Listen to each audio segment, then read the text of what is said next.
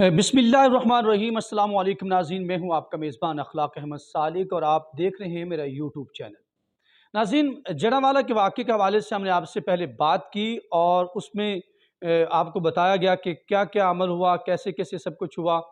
لیکن دو سوالات جو ہیں وہ ابھی بھی لوگوں کے ذہن میں باقی ہیں۔ اس ولاگ کے بعد لوگوں نے مجھ سے ٹویٹر پر بھی اور سوشل میڈیا کا کانٹیکٹ کیا اور مجھے واٹس ایپ میسیج بھی آنا شروع ہوئے کہ آپ نے اس بات کو ابھی تک بھی نہیں بتایا کہ کون کون لوگ ہیں جنہوں نے اس بات پہ تو جو ہے وہ مذمت کی ہے کہ مسلمانوں کا یہ جو رد عمل ہے یہ بہت ہی خطرناک اور مکروہ قسم کا ہے، ایسا اسلام اجازت نہیں دیتا، لیکن آپ تک کن لوگوں نے جو ہے وہ اس کی مذمت کی، لیکن کسی ایک بھی بڑی شخصیت نے، کسی بھی سیاستدان نے، کسی بھی صحافی برادری نے جو اپنے آپ کو اسکالرز کہتے ہیں، اسکالرز نے، سوشل ایکٹیویسٹ نے، کسی نے بھی اس بات کا عمل کو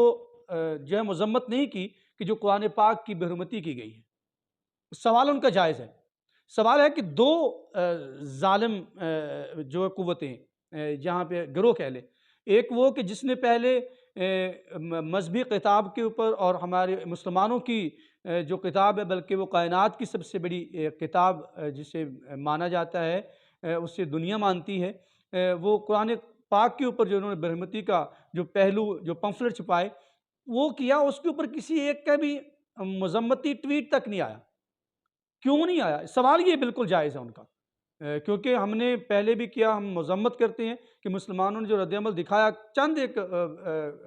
وہ جتھوں نے اس کی مذمت تو بہت کی۔ اس حوالے سے ہم آپ کو بتاتے ہیں سوشل میڈیا کے اوپر کہ ہمارے صحافی برادری اور اس کے ساتھ ہمارے وزیر اعظم نے ٹویٹ کیا، پھر اس کے ساتھ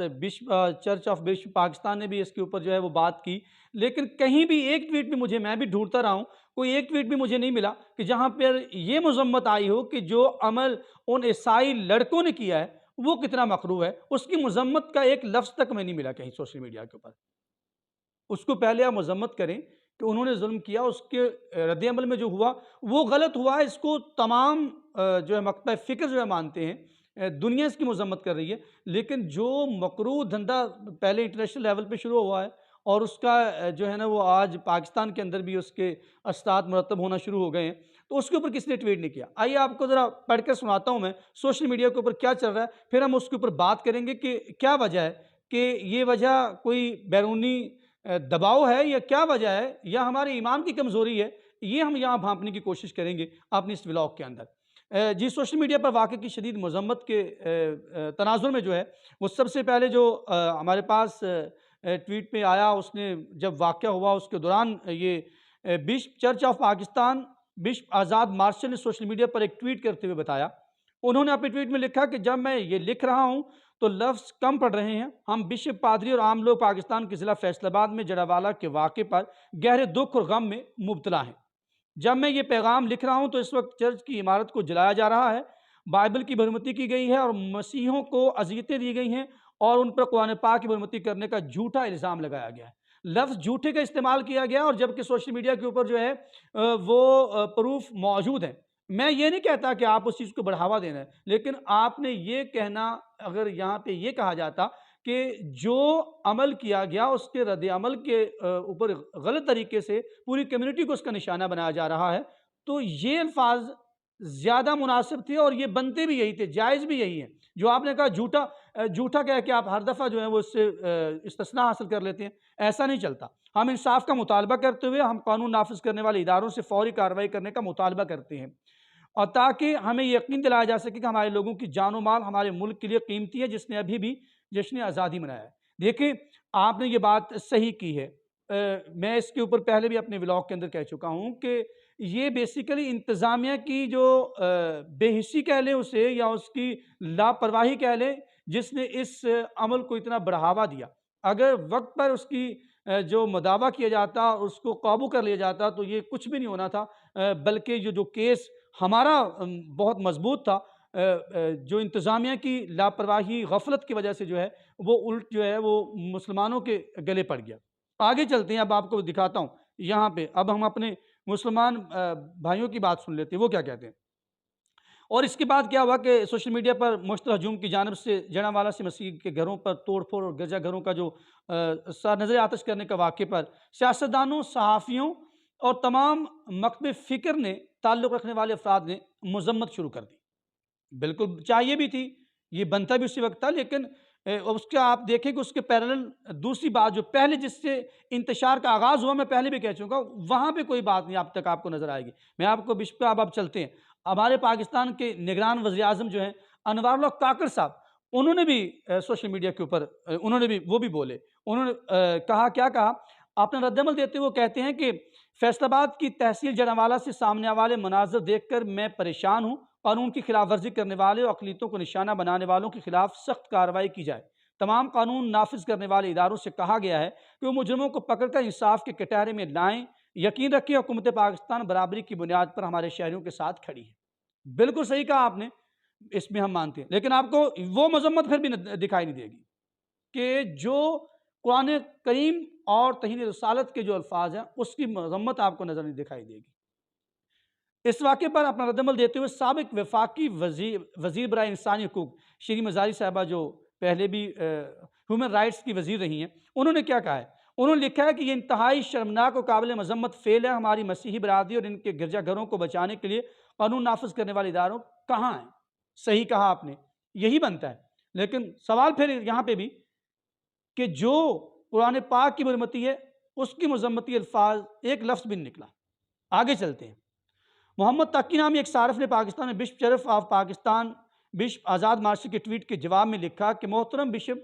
فیصل آباد میں پاکستانی مسیحیوں اور گرجا گھروں کو نذر آتش کرتے وقت ہمارے سر شرم سے جھک گئے۔ ٹھیک کہا، جو عمل تھا وہ ایسا ہی تھا جس کی نہ اسلام، نہ ہمارا آئین، نہ کوئی اخلاقیات جو ہے اس کا درس نہیں دیتی۔ ہم اس بے لگام منظم تعصب اور نفرت سے تحفظ نہیں، صرف دکھ اور تسلی دے سکتے ہیں۔ آپ کا تقی صاحب یہ بھی بنتا تھا کہ آپ دو لفظ پہلے کہتے کہ جو مکروہ عمل کیا ہے ان عیسائی لڑکوں نے، اس کے اوپر بھی مذمت بنتی ہے۔ اس کا رد عمل میں جو ہمارے چند ایک گروہوں نے جو کام کیا ہے وہ ہمارے نہیں ہو سکتے، ہم اس طرح اس کو ڈیفینڈ کر سکتے تھے، اور یہ ایک اچھی چیز ہم قانون نافذ والے اداروں سے مطالبہ بھی کر سکتے ہیں۔ اب آگے چلتے جائیے۔ صحافی ماریہ میمن صاحبہ بولی ہیں، اس واقعے پر رد عمل دیتے ہوئے لکھتی ہیں، ریاست بار بار اپنے شہریوں کی توقعات پر پورا نہیں اتر رہی۔ بہت خوبصورت بات ہے، میں ہمیشہ یہ کہتا ہوں کہ تمام مسائل ہمیشہ اس وقت سامنے آتے ہیں جب اسٹیٹ جو ہے اس کی فیلئر ہوتی ہے، تمام حقوق و فرائض اور رول آف لا کی جب جو وہ نافذ کرنے میں کامیاب نہیں ہوتی۔ کیا کہتی ہے؟ خاص طور پر کمزور اقلیتوں کے لیے، اور اس میں بہتری کی کوئی امید نظر نہیں آتی۔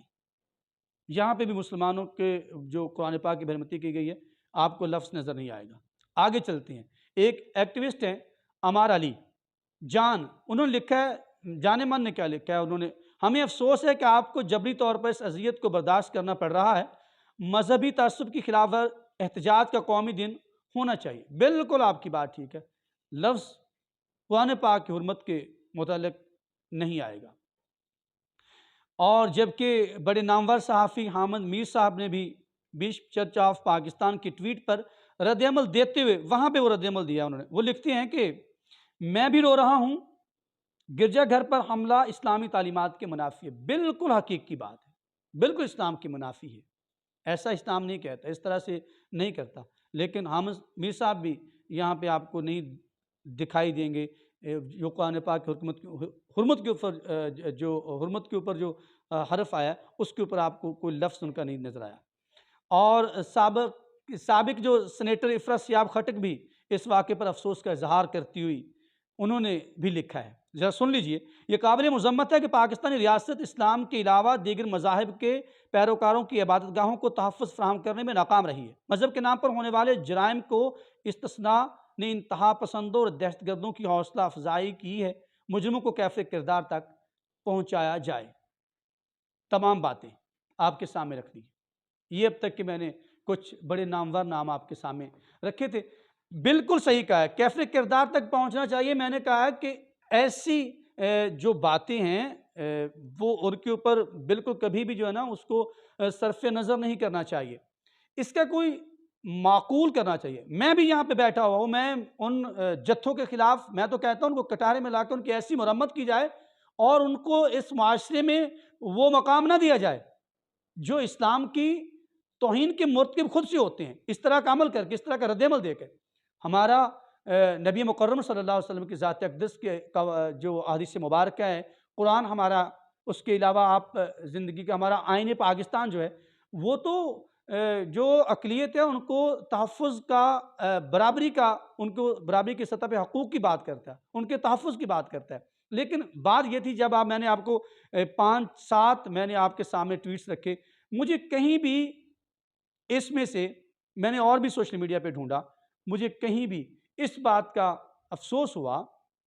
کہ ہم مسلمان ہیں اور ہماری قرآن پاک کی کتاب جسے عالمگیر کتاب کہا جاتا ہے، اس کی بے حرمتی کا ایک لفظ بھی ان دانشوروں، ان سیاستدانوں، ان جو ہے وہ نام نہاد میں کا لفظ استعمال کر لوں تو یہ بجا نہ ہوگا کہ ان کے منہ سے یا ان کی دماغ میں بھی یہ نہیں آیا کہ ہمیں پہلے یہ کہنا چاہیے، انہیں شٹ اپ کال دینی چاہیے کہ ایسا کرنے سے جیسے وہ پھر کہہ دیں گے کہ شاید میں پتہ نہیں اس لیڈر کی جو ہے نا حمایت میں یہ بات کر رہا ہوں، یہ ہمارے یہاں پہ جو ہمارا اس کا اثر ہوتا ہے نا وہ اس کا نہیں پتہ۔